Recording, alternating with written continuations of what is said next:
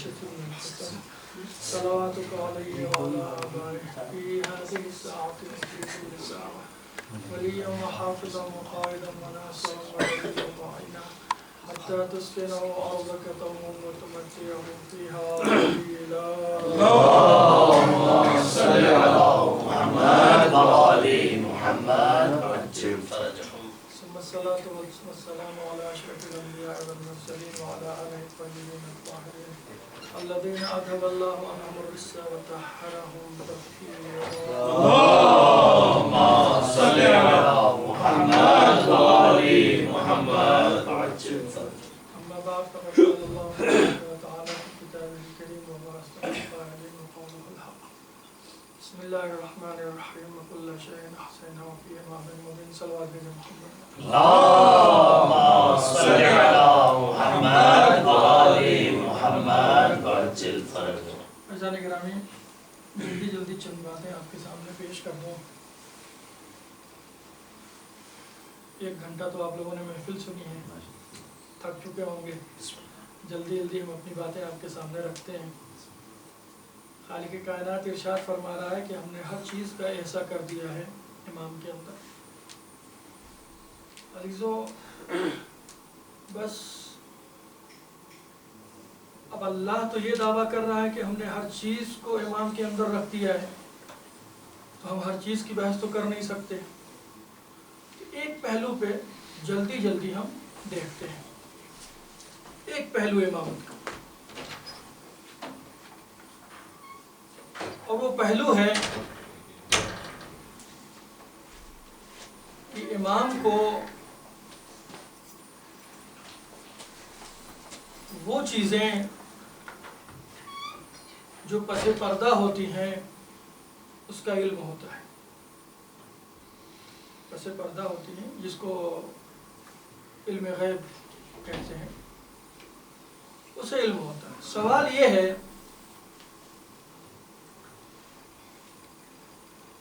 کہ اگر امام کو علم غیب ہوتا ہے اور پس پردہ چیزوں کو وہ جان جاتا ہے، تو ہمیں ایک روایت ملتی ہے اصول کافی میں، جو ہمارے اور آپ کے چھٹے امام جعفر صادق علیہ السلام اللهم صل على محمد وآل محمد وعجل فرجهم کہ چھٹے امام گھر میں تھے اور کسی کنیز سے کوئی غلطی ہو گئی، تو وہ وجاہت امام سے تھوڑا گھبرا گئی کہ ہو سکتا ہے امام کچھ ڈانٹیں، کچھ تیز آواز میں بولیں. وہ جا کے ایک کمرے میں چھپ گئی.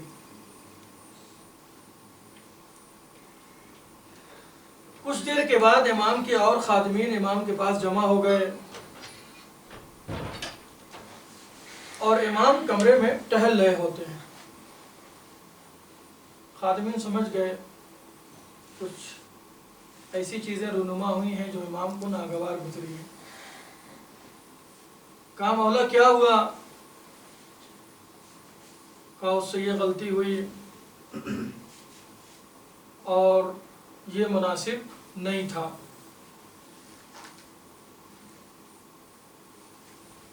پھر امام نے فوراً کہا کہ مجھے یہ پتا ہے وہ یہیں کہیں گھر میں ہے، تم جاؤ اسے تلاش کر کے لے کے آؤ. خادمین گئے اور اسے ایک کمرے سے تلاش کر کے لے کے آئے. سوال یہاں یہ اٹھتا ہے، اصول کافی کی اس روایت پہ علماء یہ سوال اٹھا دیتے ہیں کہ جب امام عالم الغیب ہے، اسے علم ہے غیبت کا، تو پھر اس نے بالکل دقیقاً کیوں نہیں کہا کہ جاؤ فلاں کمرے میں وہ کنیز ہے، اسے لے کے آؤ، میں اس سے سوال کروں اس نے یہ غلطی کیوں کی. امام نے یہ نہیں کہا، بلکہ امام نے کہا کہ جاؤ اور اسے تلاش کر کے لے کے. تو ہم اسے کیا سمجھیں؟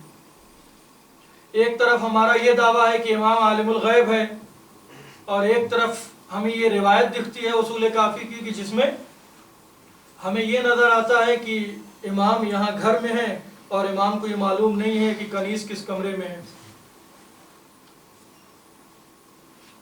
تو آپ کس کی طرف جائیں گے؟ امام کو معلوم نہیں ہے کی طرف جائیں گے، یا کوئی ایسا راستہ نکالا جائے جس پہ مسائل حل کیے جا سکے؟ علماء نے جواب یہ دیا کہ اللہ نے ائمہ کے اندر ہر چیز کو رکھا ہے، انہی میں سے ایک ہے کہ امام عالم الغیب ہوتا ہے، لیکن امام کے اوپر غیب کی باتوں کا انکشاف ہونا یہ اس کی مرضی کے بغیر نہیں ہوتا ہے۔ جب وہ چاہتا ہے، جب وہ کسی بات کو جاننا چاہتا ہے، تبھی اس کے اوپر وہ چیزوں کا انکشاف بھی ہوتا ہے۔ وَإِلَّا بدون اختیار، بدون ارادہ، بغیر چاہے ہوئے ساری چیزوں کا اگر انکشاف ہونے لگے تو امام کی ایک ظاہری حالت ہماری اور آپ والی بھی ہے، اس کے پاس عاطفے ہیں، اس کے اوپر بھی نیند کا غلبہ ہوتا ہے، اس کے اوپر بھی تمام وہ عوارضات جو انسانی جسم کے اوپر ہوتے ہیں وہ امام کے اوپر بھی ہوتے ہیں۔ تو اگر ایک عام انسان کے اوپر اگر کوئی ایسی چیز اس کے ذہن کے اوپر، اس کے دماغ کے اوپر 24 گھنٹے حاوی ہو جائے کہ جو چیزیں بھی ہو رہی ہیں وہ انکشاف ہو رہا ہو، تو یہ موجب اذیت بن جائے گا۔ لازم ہے کہ وہ ان چیزوں میں سے امام جس چیز کا ارادہ کرے انہی چیزوں کا امام کو علم ہو۔ تو امام عالم الغیب ہے، لیکن جب ارادہ کرتا ہے تب وہ چیزیں اس کے وہاں انکشاف ہوتی ہیں۔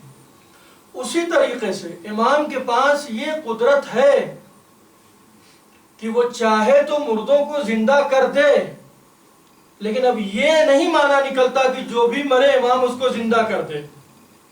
نہیں، امام جس کو چاہے گا اسے وہ زندہ کر سکتا ہے، اس کے پاس یہ قدرت ہے۔ اب عزیزان کرام، اسی پس منظر میں ایک روایت آپ کے سامنے پیش کروں اور زحمت تمام کروں۔ بہت دلچسپ روایت، امام زین العابدین علیہ الصلوۃ والسلام اللهم صل على محمد وآل محمد امام سجاد علیہ الصلوۃ والسلام کے زمانے کا اچھی روایت ہے، غور سے سنو۔ امام سجاد علیہ الصلوۃ والسلام کے زمانے کا واقعہ ہے، روایت ہے یوں کہ بلخ کا رہنے والا، بلخ کہاں ہے؟ افغانستان میں، وہ بھی افغانستان کے بالکل نچلے حصے میں ہے۔ وہ شخص بلخ سے ہوتا ہوا، اب لازمی ہے کہ اگر بلخ سے ایک انسان سعودی عربیہ آنا چاہتا ہے حج کے لیے تو لازم ہے کہ وہ بلخ افغانستان سے نکلے، ایران میں آئے۔ ایران سے اس کے پاس دو راستے ہیں، چاہے تو وہ بحری راستے سے آئے، چاہے تو وہ بری راستے سے آئے۔ اگر بری راستے سے آنا چاہتا ہے، خشکی کے راستے سے آنا چاہتا ہے، تو لازم ہے کہ وہ عراق بھی داخل ہو، پھر عراق سے ہوتا ہوا وہ سعودی عربیہ میں داخل ہو، یعنی مسافت طویل ہے، چھوٹی موٹی مسافت نہیں ہے۔ یہ بلخی ہر سال حج کے لیے مدینے اور مکے میں حاضری دیتا تھا، اور مکے سے حج کے فرائض کو انجام دینے کے بعد یہ سیدھا مدینے آتا تھا، اور امام سجاد علیہ الصلوۃ والسلام کی خدمت میں حاضری دے کے، زیارت کر کے، پھر وہاں سے وہ رخصت ہوتا تھا اور اپنے گھر کے لیے روانہ ہوتا تھا۔ اور ہمارے وہاں حج کے بعد یہ ضروریات میں سے ہے کہ 14 میں سے کسی ایک کی زیارت کرنا ضروری ہے حج کے بعد۔ تو وہ آتا تھا، زیارت کرتا تھا اور پھر یہاں سے واپس جاتا تھا۔ اس کی بیوی ایک سال سوال کرنے لگی کہ کیا مسئلہ ہے، تمام حاجی جاتے ہیں حج کر کے آ جاتے ہیں، سب سے آخر میں تم واپس آتے ہو، اور یہ ہر سال کا تمہارا مسئلہ ہے، لاسٹ میں تمہارا نمبر آتا ہے بلخ پہنچنے کا۔ کہا مسئلہ یہ ہے کہ میں صرف حج نہیں کرتا، حج کے بعد میں مدینے چلا جاتا ہوں، وہاں پہ میں اپنے امام کی زیارت کرتا ہوں۔ کہا کون ہے تم، اتنی شد و مت کے ساتھ ہر سال پہلے تو حج کی مشقتیں برداشت کرتے ہو، پھر وہاں سے پھر تم ایک سفر اختیار کرتے ہو، مدینے پہنچتے ہو، آخر یہ شخص ہے کون؟ اس سے جو بن سکا سمجھایا، اسے وہ معرفت نہیں تھی، اب وہ کس انداز سے تھی روایت تو اس کو واضح نہیں کیا. کہا وہ میرے امام ہیں، مفترض الطاعہ ہیں، ان کی اطاعت واجب ہے، میں ان کا ماننے والا ہوں، اس لیے میں زیارت کے لیے جاتا ہوں. کہا جب تمہارے لیے وہ اتنے محترم ہیں، آئندہ سال ہم بھی چلیں گے، ذرا دیکھو تو صحیح تم کس کے پاس جاتے ہو. کہا ٹھیک ہے. آئندہ سال آیا اور یہ دونوں حج کے لیے تیاریاں شروع کر دی. ان دونوں نے زور و شور سے تیاریاں ہوئیں، اور یہ تیاری سے پہلے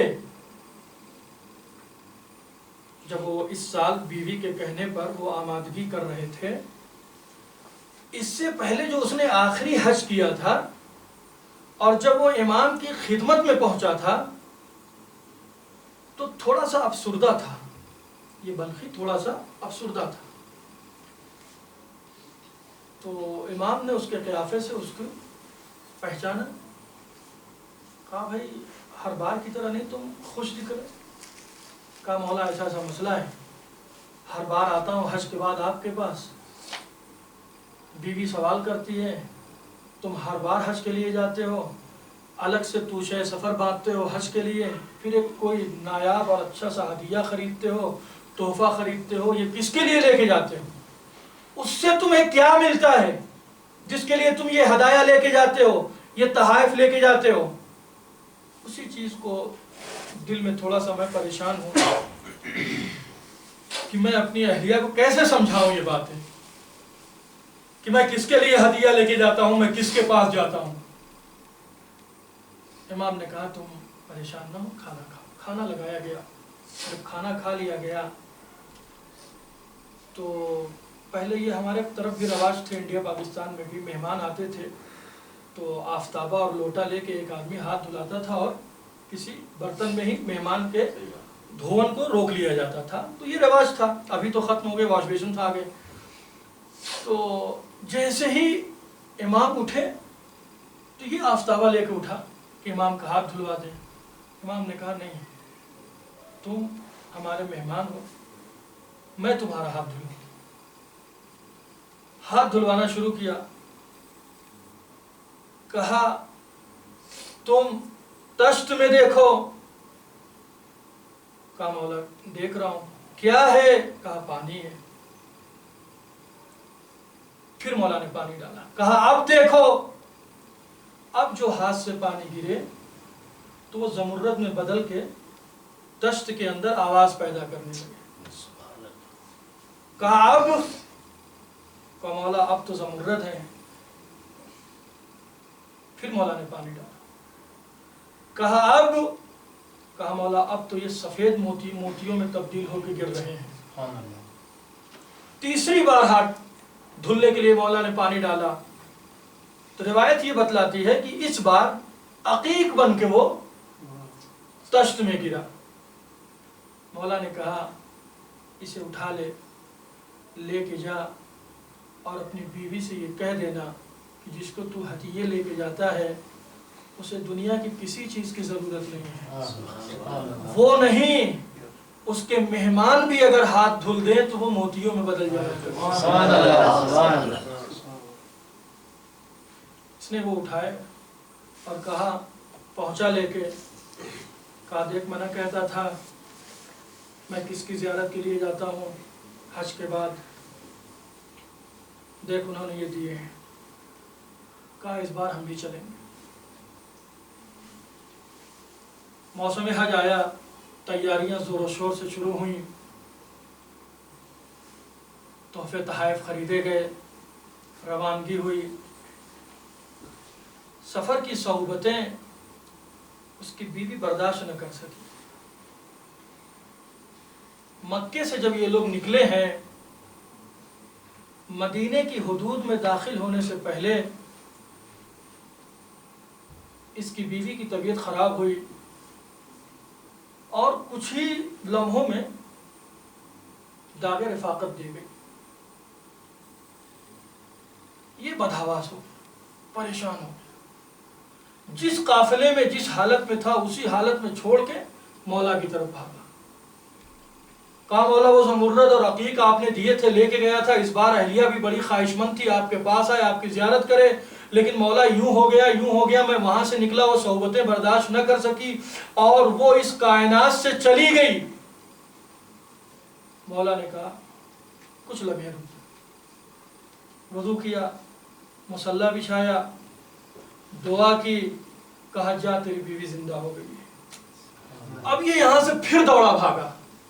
اب جب وہاں پہنچا ہے تو دیکھا اس کی بیوی قافلے والوں میں بیٹھی ہے اور باتیں کر رہی ہے. کہا یہ ہوا کیسے؟ کہا بس کیا بتلاؤں، جنہیں ہم موت کا فرشتہ کہتے ہیں، ملک الموت وہ آیا، روح لے کے جانے والا تھا. میں نے دیکھا ایک شخص آیا اور آ کے کہنے لگا نہ لے کے جا، اس کی روح کو واپس کر دے. آنے والا شوہر پوچھتا ہے اچھے سے دیکھا تھا جس نے ملک الموت سے کہا تھا روح کو واپس کر دے؟ کہا بڑے غور سے دیکھا تھا. کہا دیکھی گی تو پہچان لے گی؟ کہا بالکل پہچان لوں گی. کہا آ پھر میرے ساتھ. اب یہ وہاں سے لے کے چلا. جیسے ہی امام کی خدمت میں پہنچا ہے اس کی اہلیہ چیخ مار کے رونے لگی اور کہنے لگی ارے تو کہاں لے کے آ گیا مجھے؟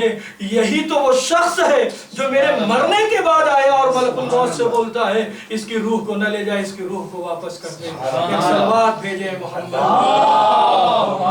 صلی علی محمد و آل محمد. تو عزیزان گرامی، مردوں کو زندہ کرنا، چاہے وہ غیب کی باتوں کا جاننا ہو، سب اللہ نے امام کو قدرت دی. لیکن امام ان تمام چیزوں کا استعمال بالاختیار و بالارادہ کرتا ہے. چاہا وہ عورت زندہ ہو جائے تو وہ ہوئی. مولا کائنات کے پاس ایک شخص آیا، کہا مولا میں نے چوری کی. مولا نے کہا نہیں ہو سکتا ہے تو شراب پیے ہو. کیوں؟ مولا نے کہا کیونکہ شراب پہ کوڑے پڑیں گے اور چوری پہ ہاتھ کٹے گا. تو مولا نے چاہا کوڑے پڑ جائیں، اس کے ہاتھ سلامت رہیں. اور یہ روایتیں بھی ہیں کہ اپنے گناہوں کو اللہ کے علاوہ کسی کے سامنے بیان نہ کرو. تو اس نے کہا کہ نہیں مولا بالکل صحیح ہوں، بالکل شراب وراب نہیں پیا. اور مولا چاہ رہے ہیں کہ یہ 3 بار اقرار نہ کرے ورنہ پھر مولا پہ حد جاری کرنا واجب ہو جائے گا، الہی نظام. مولا اسے بچانا چاہ رہے ہیں اور وہ تلا ہوا ہے اپنا ہاتھ کٹوانے پہ. کہا مولا میں نے چوری کی ہے، اور وہ بھی جتنا شریعت نے کہا ہے کہ تقریباً 25 دینار بنے اتنی کیا ہے. مولا نے کہا نہیں ہو سکتا ہے کہ تمہارے اوپر اس وقت تمہاری ذہنی روح صحیح نہ ہو، تمہارے خیالات صحیح نہ ہو، جنون کا غلبہ ہو، تم ادواری ہو. کہا نہیں مولا بالکل ادواری نہیں ہوں، بالکل صحیح دماغ ہوں، پاگل وگل نہیں ہوں، میں ایک دم صحیح ہوں، میں نے چوری کیا ہے. خیر مولا ہر بات چاہے لیکن وہ اڑا رہا. مولا نے حد جاری کی، ہاتھ کٹے. ہاتھ کٹنے کے بعد وہ اپنی انگلیوں کو اپنے ہاتھوں میں لے کے جب نکلا ہے تو یہ فضیلت بیان کرتے ہوئے جا رہا ہے میں تھا تو گنہگار لیکن وہاں سے پاک ہو کے نکلا ہوں جہاں کے در پہ بھی کبھی گناہ اور نجاستیں نہیں پہنچتی. سبحان اللہ. آج مجھے اس نے سزا دیا ہے جو امیر المومنین ہے، سید البطحاء ہے. یہ تعریفیں کرتا ہوا جا رہا تھا، راستے میں روایت کے اعتبار سے ابن کوا اسے مل گئے. کہا بھئی کیا ہے، کس نے ہاتھ کاٹے؟ کہا علی نے. کہا عجیب ہے، جس نے ہاتھ کاٹے تو تعریف بھی اسی کی کر رہا ہے. کہا کیا کروں، وہ شخص ہی ایسا ہے جو تعریف کے قابل ہے۔ یہ وہاں سے ہو کے علی کے پاس آئے، کہا مولا ابھی آپ نے کسی پہ حج جاری کیا؟ کہا ہاں۔ کہا مولا وہ پورے راستے آپ کی تعریفیں کرتا ہوا جا رہا ہے۔ امام نے فوراً امام حسن علیہ السلام کو بھیجا، کہا اسے بلا کے لے کے۔ امام حسن علیہ السلام اسے بلا کے لے کے آئے، کہا تیری انگلیاں کہاں ہیں؟ کہا مولا ابھی بھی میرے پاس۔ کہا دے اسے۔ امام نے انگلیوں کو اس کے ہاتھوں پہ رکھا اور اپنے جو رضا اوڑھے ہوئے تھے مولا عربی لباس کے اعتبار سے اس کا سایہ کیا۔ اب جو ہٹایا ہے تو پہلے سے بھی زیادہ خوبصورت ہو گئی، یعنی اس میں نشان تک بھی باقی نہیں رہا۔ تو عزیزو پتہ یہ چلا کہ ان کی قبضہ قدرت میں ہے۔ دنیا کا کوئی بھی شخص اگر کسی چیز کو بگاڑ دے تو پھر سے اسی چیز کو صحیح کرنے میں کوئی نہ کوئی نقص ضرور باقی رہ جاتا ہے، کیسے بھی وہ بنائے۔ مگر یہ کہ وہ پورا توڑ دے اور ایک نیا دوسرا وجود دے دے ایک الگ بات ہے۔ یہ گھر ہے، اس کو توڑ کے نیا گھر بنا دیا جائے تو یہ وجود نہیں رہا، لیکن یہ وہ ذوات مقدسہ ہیں کہ اگر اسی وجود میں خرابیاں ہوئی ہوں تو اسی وجود میں ایسا وہ صحیح کرتے ہیں کہ آدمی کو احساس بھی نہیں ہو سکتا کہ اس میں کبھی خرابی واقع ہوئی۔ تو عزیزان گرامی، یہ اہل بیت اطہار ہے، یہ ائمہ معصومین علیہ الصلوۃ والسلام ہے۔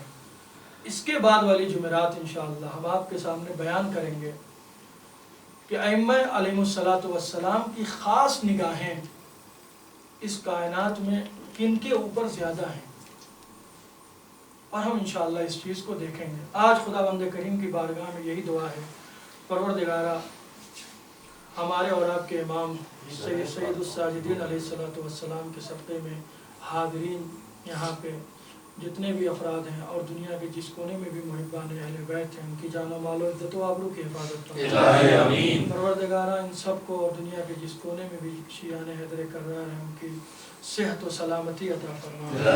باراللہ یہاں پہ جتنے بھی افراد ہیں ان میں سے جو بھی حج و زیارات کا مشتاق ہے ان کی دلی تمناؤں کو پوری فرما۔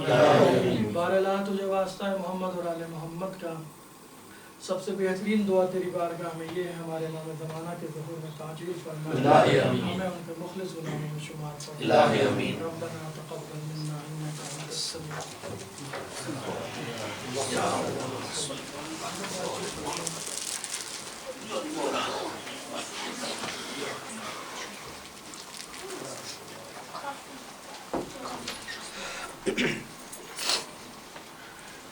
السلام علیکم یا نبی اللہ، السلام علیکم یا رسول اللہ، السلام علیکم یا باعث الہدی، السلام علیکم یا حجت اللہ، السلام علیکم یا خدیجۃ الکبریٰ ام المؤمنین، السلام علیکم یا سیدۃ النساء العالمین، السلام علیکم ورحمۃ اللہ وبرکاتہ، السلام علیکم یا ابا عبداللہ، السلام علیکم یا ابن رسول اللہ، السلام علیکم وعلی جدک و ابیک، السلام علیکم وعلی امک و اختک و اخیک، السلام علیکم یا ابو الفضل العباس جمیعا شہداء کربلا ورحمۃ اللہ وبرکاتہ، السلام علیکم یا غریب الغرباء، السلام علیکم یا معین الضعفاء والفقراء، السلام علیکم یا شمس الشموس و یا انیس النفوس، السلام علیکم ایھا المدفون بارض طوس، السلام علیکم یا سلطان العرب والعجم یا ابا الحسن یا علی ابن موسیٰ ایھا الرضا الراضی بالقدر والقضاء، السلام علیکم وعلی آبائک السبت ابنائک الاربعہ ورحمۃ اللہ وبرکاتہ،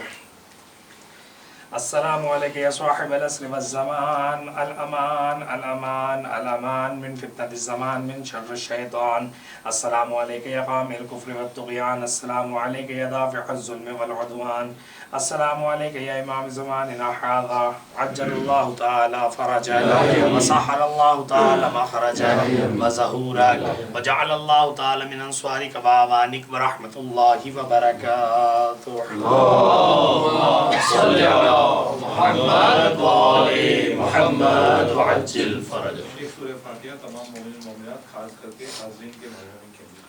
بسم اللہ الرحمن الرحیم، الحمدللہ رب العالمین، الرحمن الرحیم، مالک یوم الدین، ایاک نعبد و ایاک نستعین، اهدنا الصراط المستقيم صراط الذين أنعمت عليهم غير المغضوب عليهم ولا الضالين. بسم الله الرحمن الرحيم. قل هو الله أحد الله الصمد لم يلد ولم يولد ولم يكن له كفوا أحد. بسم الله الرحمن الرحيم. قل هو الله أحد الله الصمد لم يلد ولم يولد ولم يكن له كفوا أحد. بسم الله الرحمن الرحيم. قل هو الله أحد الله الصمد لم يلد ولم يولد ولم يكن له كفوا أحد. اللهم صل على محمد وآل محمد وعجل فرجه. بسم الله الرحمن الرحيم. اللهم كن لوليك الحجة بن الحسن صلواتك عليه وعلى آبائه في هذه الساعة وفي كل ساعة وليا وحافظا وقاعدا وناصرا ودليلا وعينا حتى تسكنه أرضك طوعا وتمتعه فيها طويلا. اللهم